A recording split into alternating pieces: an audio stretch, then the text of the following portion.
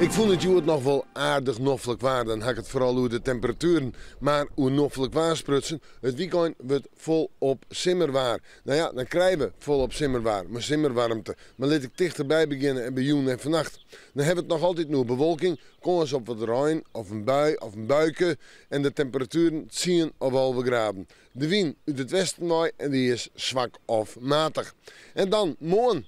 Dan komt die zinnen meer te vast in als jood. En dan zo'n je zussen, dan komen die temperaturen niet wat hoger te lezen. Nee, die temperaturen komen correct en wat lager te lezen. Zomaar bij de 16, 17 graden heen. En dat had alles te krijgen met de windrichting. Noord-noordwest, meest noordwest. En die is zwak of matig. Dan zetten we terug naar het vooruitzicht. En dan komt die simmer.